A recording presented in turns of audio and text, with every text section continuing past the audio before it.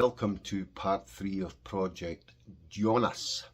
Yes, a new Gazzbass Quintessence build for a customer of mine in France. And in this episode, hopefully we'll start to be getting the neck into near finished condition. And who knows, we might do other things if we have time. Keep a lookout for that.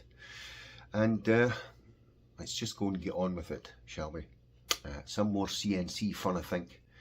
All that speeded up stuff. Somebody had said to me that they find it kind of mesmerising. It is, kind of. So, yeah, let's go and do it.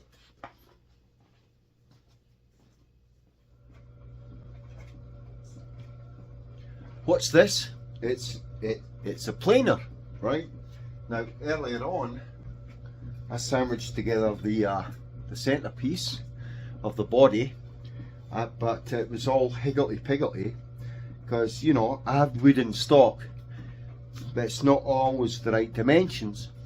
So I'm going to get it into the right dimensions by using the planer. This machine here is very, very loud and needs extraction, of course. So yeah, I'm just going to feed that through a couple of times, see what I get. And I want this to be, because the drop top I'm getting, the olive drop top, is 4mm or about 0.16 of an inch thick. I want to get this down to about 1.59 or 1.6 inches, so I'll still have the full 3/4 inch thickness of the body. Now, it came out fine. I glued this about 10 hours ago. It should be good to go for planing. So let's go and start up the planer. And by the way, anyone wearing headphones, turn down the volume. This is very loud. Okay, so we're going to get this going. I'll put my ear protection on. I'll start up the shop vac, which is attached to the planer to collect any dust at all. No need to wear a mask here, and we'll go. We'll see what we can do. I really should plug it in first though, right? So yeah, there we go. So I've got it. I have it sitting on my table saw bed, which I just take it off if I want to use the table saw and stuff. That's it plugged in, and it takes a lot of current, so you'll probably see the lights dim and stuff. You know? But there you go. Needs as want. Okay, so ear protector's on. I can only hear my own voice. I just can't hear anything else. Right? It's weird. Anyway, shop vac on, and let's go and try this.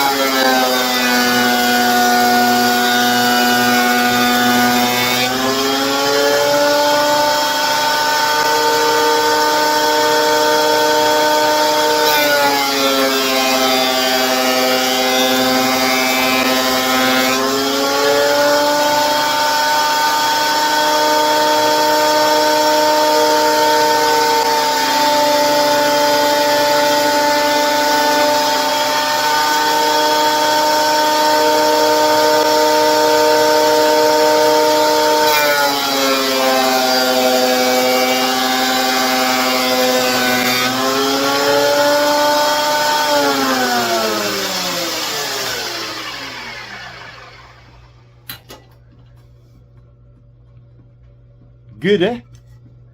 Look at that. That's amazing. Now I'm going to measure that and see what needs to be done to it. There is some chattering there, but that's okay. Easy fixed. But look at that. It's utterly, utterly smooth. So let me go and measure this up. I'll get right back. Okay? Cheers.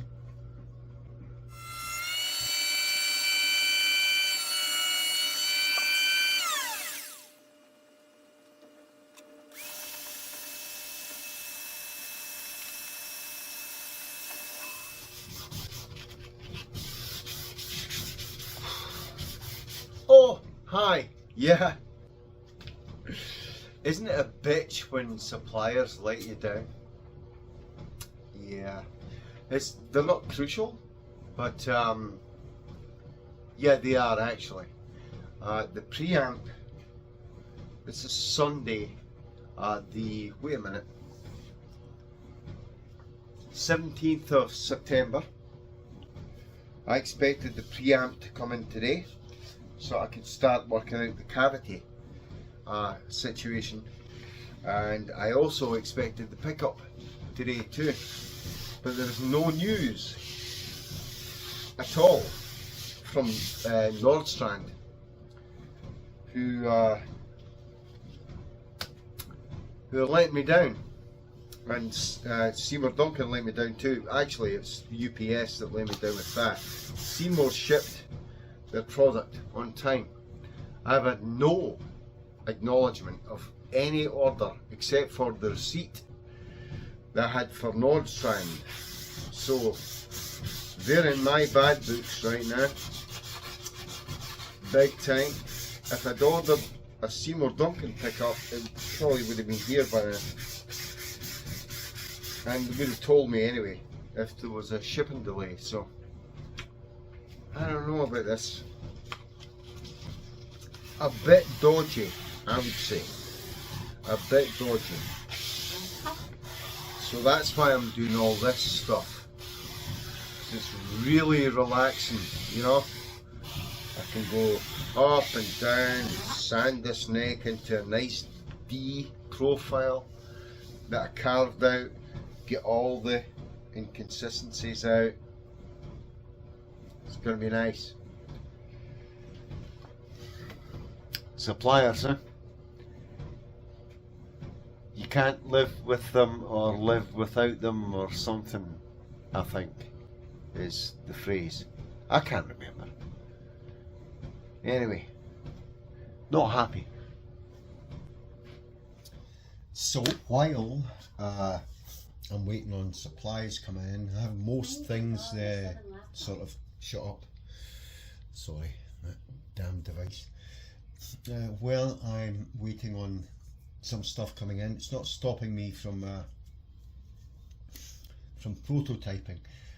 This is an old Musicman style dual coil dull humbucker that I have just lying around, that are almost exactly the same as dimensions as the Nordstrand MM 4.2 that I'm getting in. It's being made from scratch by Nordstrand, so it's going to take a couple of weeks. But yeah, I had a shot at making a pickup cover, wooden pickup cover on the CNC machine. I drew this up this morning, and I had some spare oak lying around. Customer wants a darker wood, such as walnut, but you know, oak can be stained, and it has a nice figure in it as well. And it went well, prototyping wise. I didn't centre the piece properly. As you can probably see, the wall is thinner on this side than that side by about 2/100ths of an inch. Not centred correctly. It needs to be centred correctly. But you know, you live and learn, and that's why you prototype. You can see the same thing there. But this is a very tight fit. I might just expand this out a little bit. Let's put this in here. And the Nordstrand is not as deep as this pickup that I've got here. This is a big chunky one, old style. But as you can see, I don't know if you can see through there, but all the screw holes match up. Everything's nice and fits in there really snugly. And of course that would go in the base like so, and then I would work out the cavity depth that I would need based on the whole arrangement here. So I really can't do any routing to the body blank which I've not made up yet because I'm still waiting on a drop top coming in. But I would do the cavity for the pickup based on these dimensions here that I have for this combined. So there you go. Nice, pretty cool. Awesome. Okay, it appears the preamp has arrived. A Seymour Duncan preamp. Let's have a look. So we'll work with the Nordstrand MM 4.2 pickup that I have being manufactured for me specifically at this point in time. And there we go. Oh, there we go. Yes, indeed. Lovely preamp. Put this stuff aside. Take a little open at this, and I bet you they tape all this up. Yes. So just bear with me. Got to open this tape here. Not that side. Yeah, there is that side too. Sorry, folks. There it is. Lovely. They actually supply you with the knobs here, but I won't need to use them because I'm going to use wooden knobs for this. There's the battery clip and the output jack. I hope they have the wiring instructions in there. And there's the preamp itself. Lovely. Isn't that beautiful? There we go. And wiring diagrams for pickups. It's good. And of course the wiring diagram. Here we go. For the preamp itself. You can do passive or active. So that's fantastic. Superb. And it has actually onboard trim pots to adjust the output, which is always cool. I do like that. Series split parallel wiring we have there. That's superb as well. So yeah, everything's kinda there. Fantastic. Okay, let's go and investigate and get on with the rest of the build here. Fantastic. Okay, back to the neck now. First time I put carbon reinforcement rods in a neck, of course, as you will all know, with a dual action truss rod, of course, as standard. So let's see how this all fits. Looks to be good to me, but let's see. Let us see.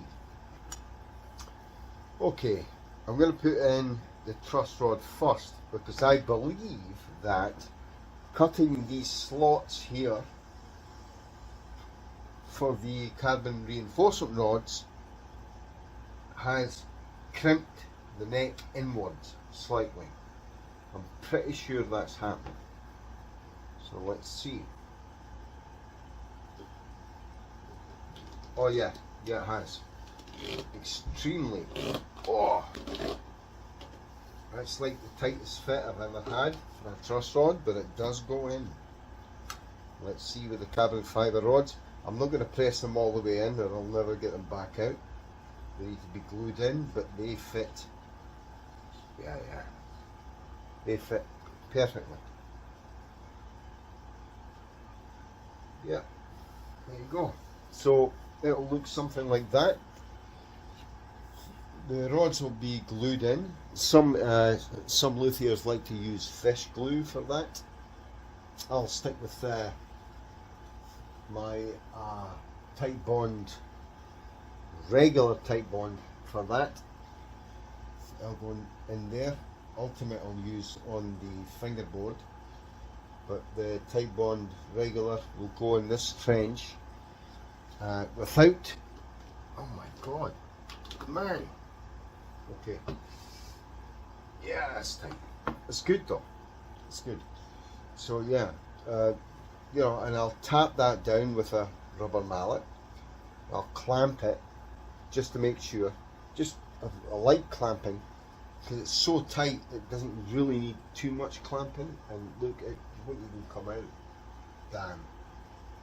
See me and my demonstrations? That won't even come out now. So I'll need to get a I'll need to get a pair of pliers or something to take that out. But that's fine. That's cool. In fact, might not need any glue.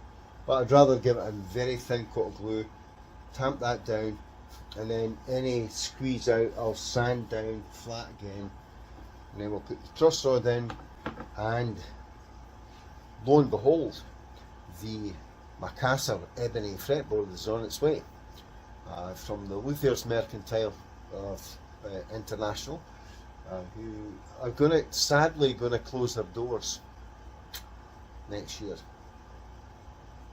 So bad. Never mind. It's a lost art, isn't it? Being able to play, actually physically play a musical instrument is becoming lost to the human race. Let's get computers and AI to do it for us. Now I do use computers, not AI, but computers to create my own compositions or sheet music or whatever, but yeah, it's a sad day when it happens that the Luthier's Mercantile is closing down. But there you go, they've kindly sent me out a fingerboard to my exact depth specification. I told them not to don't put fret slots in it, don't radius it, just send me it out as is.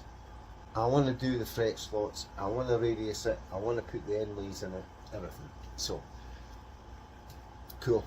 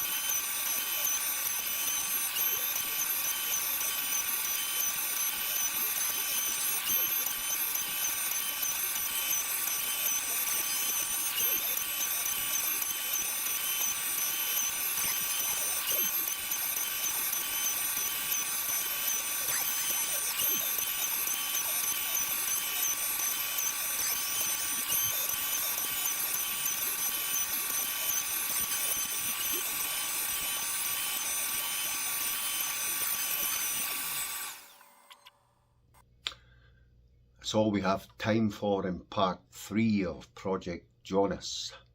Yes. It's a pity that this drop top hasn't arrived yet for the body. I would like to get started on the body. Everything's made for it. All the wood's playing to size and everything, but I'm having difficulty importing this piece of wood. So I may have to give other options to the customer, but we'll wait and see. I'm prepared to wait another 4 or 5 days. If it doesn't happen, then the order will be cancelled. I'll get my money back and we'll try and get something else, you know. Anyway, in the meantime, thanks very much for watching. If you haven't subscribed to the channel already, please consider doing so. Helps me out. Give me a thumbs up. ring that bell for notification of any further uploads that I do, and yeah, hope to catch you next time. Stay safe, be good, thanks for watching, take care guys, bye bye.